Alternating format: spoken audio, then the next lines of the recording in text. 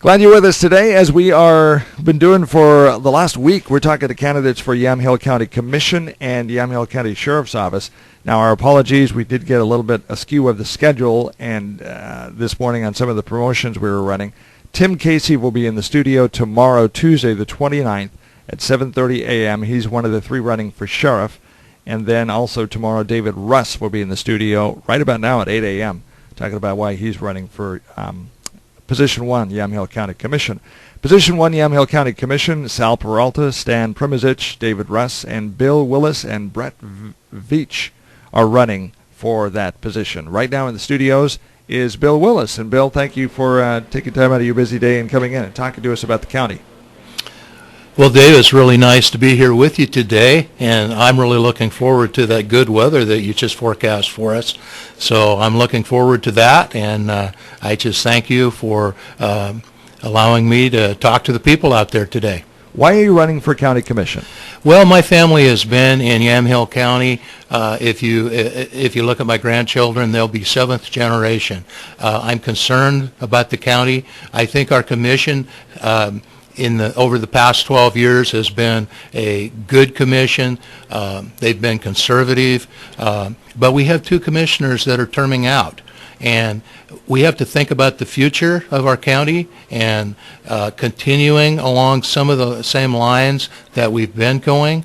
I support what the commission has done in the past, but looking towards the future, we have several issues that we'll be facing, and I just want to continue with a conservative approach fiscally, and also constitutionally. And I think we'll probably get into some of those issues as we talk today. Well, a couple of the issues we're going to be talking about are the medical marijuana dispensary, Second Amendment rights. What are some of the issues you mentioned looking forward? There's some issues you're concerned about. What are the issues you're concerned about? Well, I am concerned about those two issues because they're front and center right now. I'm not running because I have an agenda that I'm bringing to Yamhill County. I'm running more because I want the county to continue to be sound fiscally, and I think that the landfill is an issue that I hear a lot about from the people. It's a concern. But again, I just want the county to continue to be sound fiscally, to be able to maintain our law enforcement throughout the county, and continue along those lines. Tell us about Bill Willis. What do you do as a vocation? Give people who don't know Bill, tell me where you're from, kind of what your thought process is. Well, I'm from the West Valley, a part of the county that some people may not even know exists. I live outside of Willamina on 41 acres of timber and pasture land. I went to Willamina High School, graduated from there, but my family has been in the Willamina area for many generations. My great-grandfather came out to the McMinnville area when he was very young by wagon train.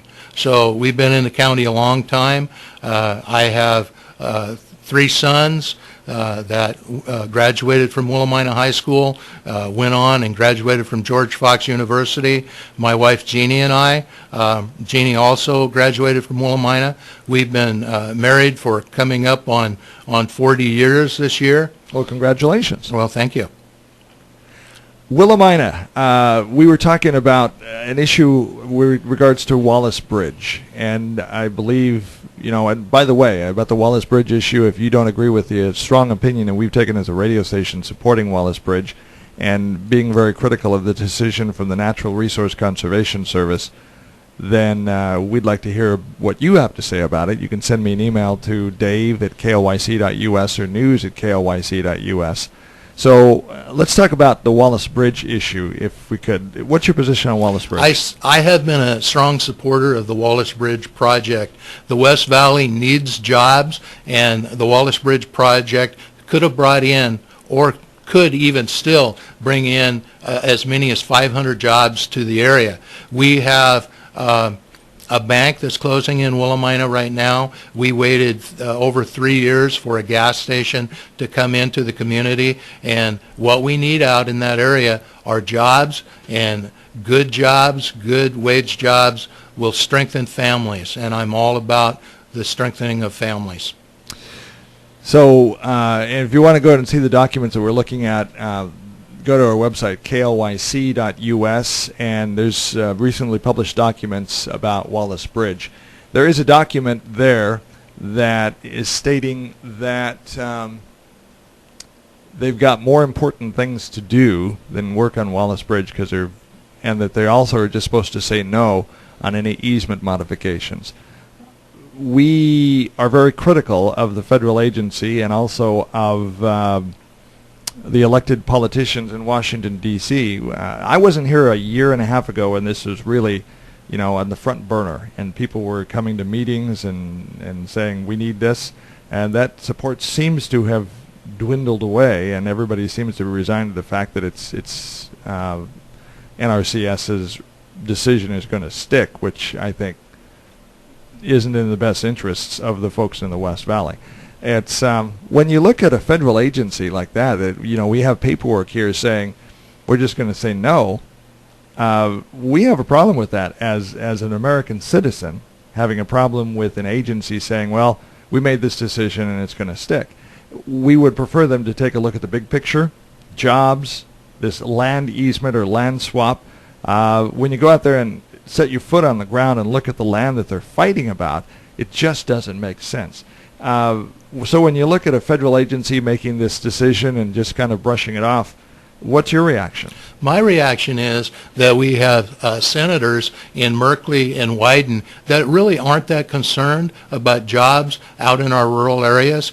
I remember back in prior to '89, when the federal prison was coming into the Sheridan area, our senators Packwood and Hatfield and our representative Aucoin, they were out fighting for those jobs back in D.C. And it's funny that when the federal government wants to come in and put in a facility like that and bring in good-paying government jobs, a lot of those rules and regulations mysteriously become a non-problem. But when it's somebody from the private sector is standing up and trying to bring good-paying jobs into the community, it seems like our federal government is throwing up one roadblock after another.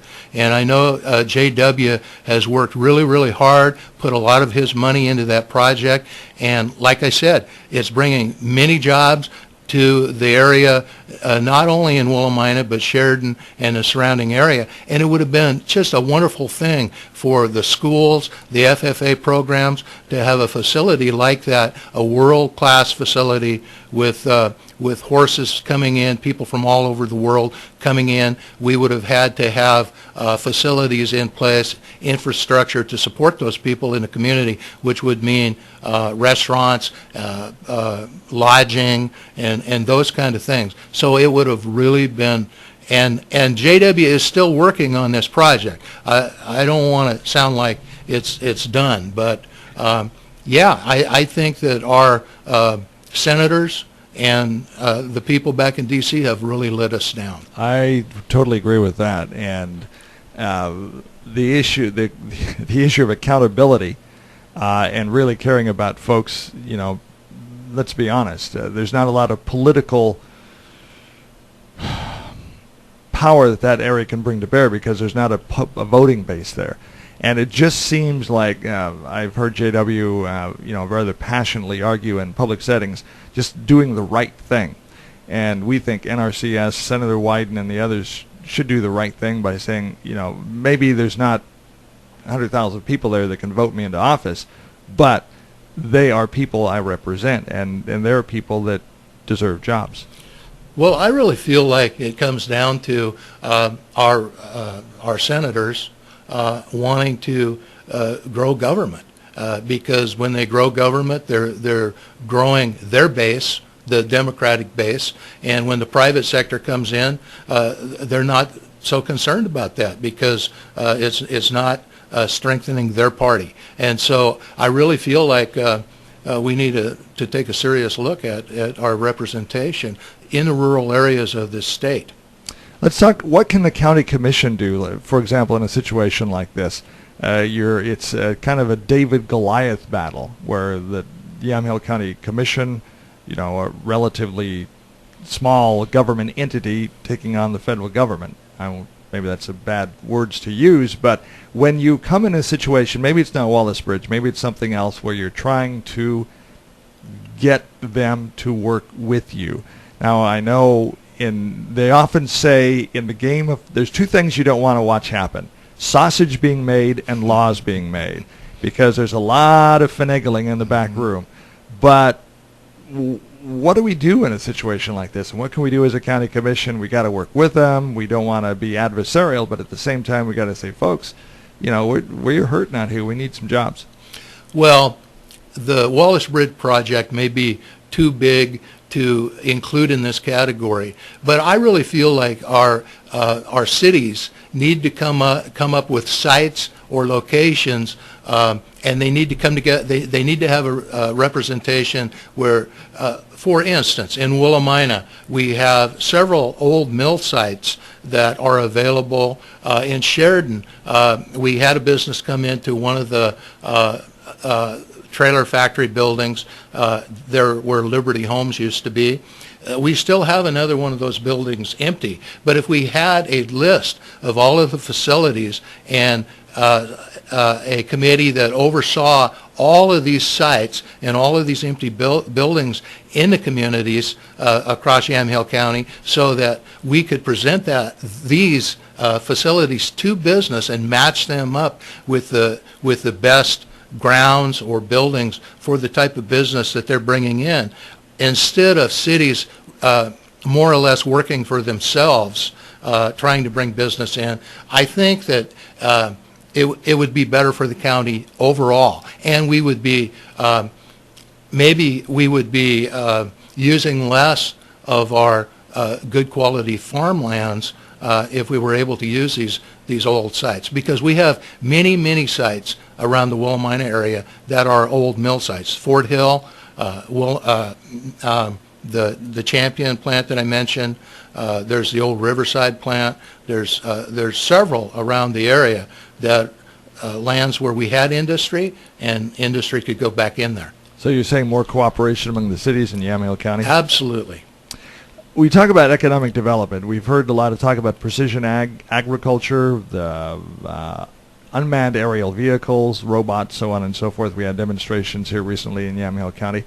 As you look at economic development, and we've talked a lot about Wallace Bridge, let's kind of move on from that.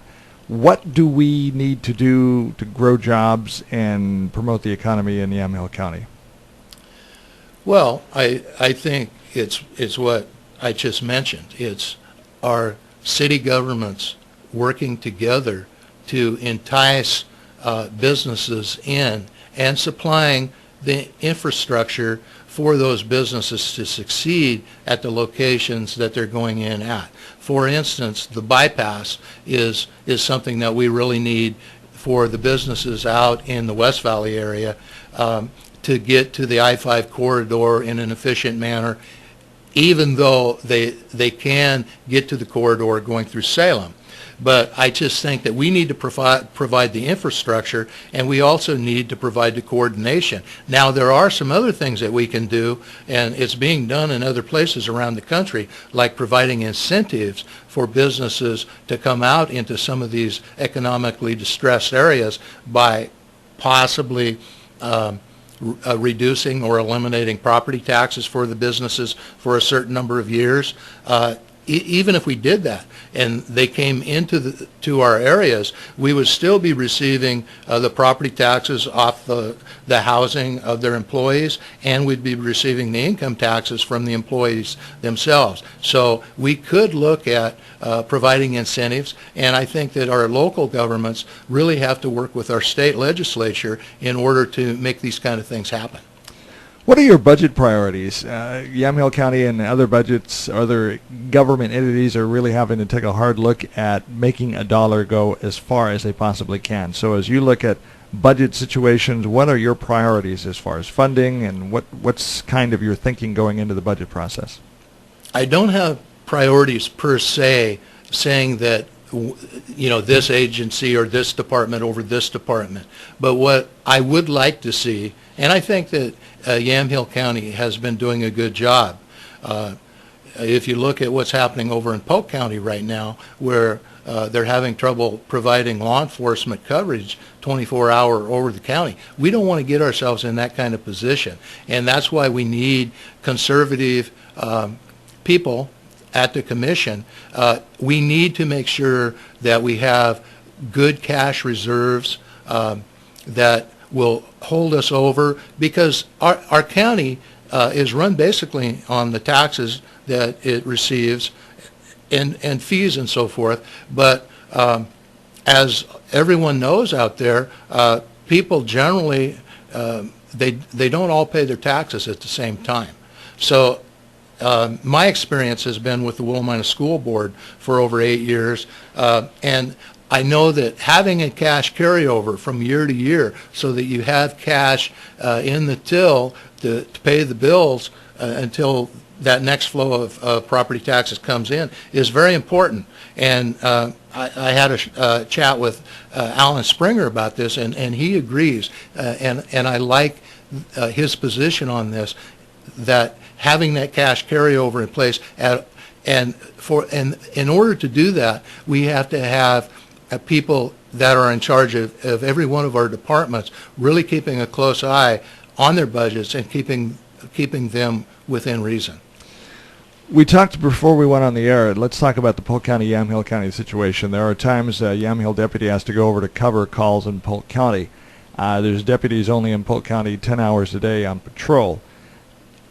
Obviously and one of the things we'll say straight up, in this area, the cooperation between the law enforcement and the fire agency is very, very good. I've been in areas in Idaho, specifically I won't mention where there was a bit of a rub because there was a fight over borders and so on and so forth.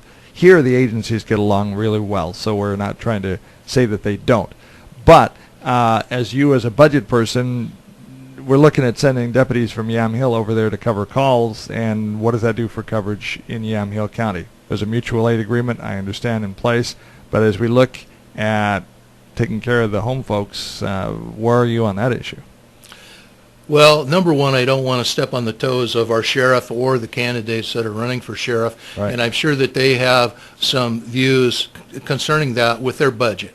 Now, that being said, I believe because we are such a rural county, especially in the outlying areas of Polk and Yamhill County, I would really like to see that cooperation between counties continue. And I understand that there could be some coverage issues, but really we've already been doing that. We've been covering for each other, and I would like to see that continue. And I really can't tell you how it's going to affect the Sheriff's Department budget in particular, but I do think that's an issue that needs to be looked at, and I'm sure that our Sheriff's Department is doing that. Let's talk about marijuana, medical marijuana dispensaries. Very controversial issue in the United States right now, Colorado, and here in the state of Oregon. We've had all three sheriff's candidates in the forum that you can see on our website, KLYC.us.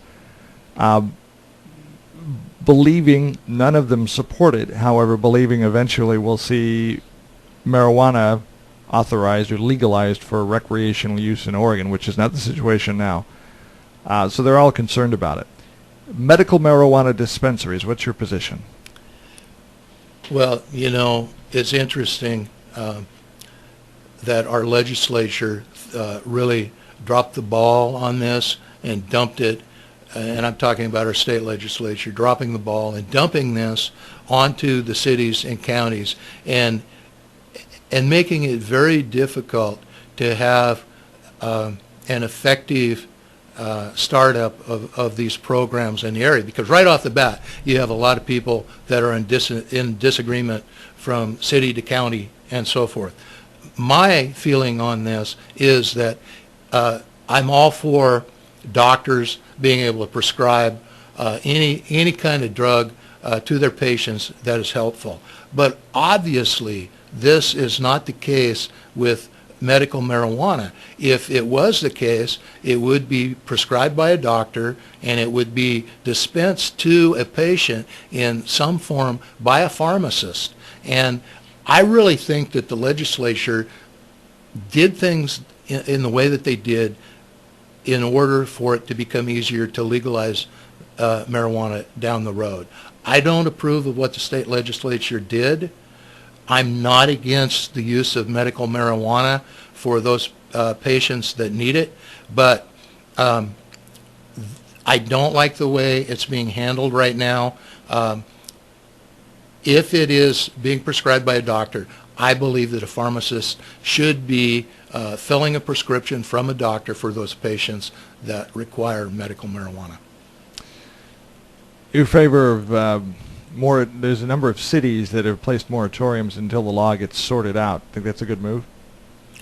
I do. I think thinking this through and possibly sitting back and seeing what happens in in other areas of the state might be good, but I also am thinking there's so much chaos and confusion around this that the state legislature may have to change some laws in the future, and I wonder how that will affect the businesses that are investing money into providing this service to the people, how it'll affect them down the line if our state legislature has to make some changes to it.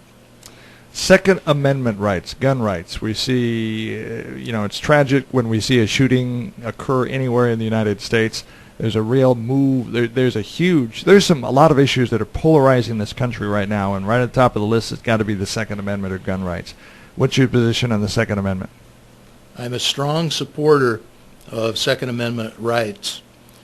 That being said, I'm also a strong supporter of those people that are mentally unstable, of not being able to get their hands on a gun. And if you look at the cases across the country where handguns have been used in mall shootings, school shootings, and so forth, we've had people that really should not, they should have been referred to some kind of help and pinpointed as a possible problem down the line. But I am a strong supporter of every citizen's right to be able to own a gun and to be able to protect their family by owning a gun. All the sheriff's candidates have said that if it is in the Constitution, Second Amendment still stands. It's the law of the land as they see it. And if the federal government has a policy of using local law enforcement to remove guns from homes, they will not support and they will not enforce that. What's your position on that? I absolutely agree with that. Every person that is elected to an office swears to uphold the Constitution of the United States. Our servicemen, when they are inducted into the military, they swear to uphold the Constitution of the United States. And as an elected official, our Second Amendment rights are a part of the Constitution, and any person that is running for office should be a protector of the Constitution. There's a proposal to join community corrections in the juvenile department in Yamhill County as a means of being more efficient, saving money, so on and so forth. Do you support that and other moves to look at the ways we're spending money and make sure we're doing it efficiently? I spent over 20 years in corrections at the federal prison in Sheridan. So this is an area that I do have some experience in, and it's experience that would be very helpful to Yamhill County if elected to the office, having that background. I do support looking at anything that we can look at that would help with our budgets, that would save money. I haven't been involved personally with this particular issue, so but I definitely support taking a look at it. What do you think are the top 3 issues affecting Yamhill County today? Well, obviously, the biggest issue that we face right now in Yamhill County, and you can look at several of the other counties across the state to see that having good-paying jobs is the most important issue to me. And having strong families is also an important issue to me, and I believe that the two things go together. We need to have people that are making a livable wage, and in order to do that, in order to have our lifestyle preserved for future generations, we need jobs in Yamhill County. And if we don't look to the future, those jobs are going to be going to the counties that are looking to the future. And so the two most important issues to me are providing good-paying jobs and strengthening our families and family values throughout the county. Now, if you go to number 3, that's a little, I mean, there's a whole lot of things that we could look at there, but infrastructure for the county is important because we need good infrastructure in order to support those jobs. And I could name several other areas, but those are 3 that I can think of that just off the top of my head. Last 3 or 4 minutes in the show, people have the vote by mail ballot in their hands, and they're looking at the field of candidates for Commissioner Position 1. They see the names Sal Peralta, Stan Premizich, David Russ, Bill Willis, and Brett Beach. And why should they vote for Bill Willis? Because I have a broad range of experience that I can bring to the commission.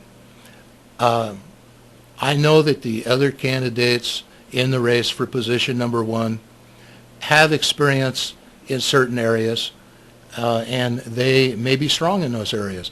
But my background covers forestry, it covers land management, it covers working for years and retiring from the Department of Justice and law enforcement.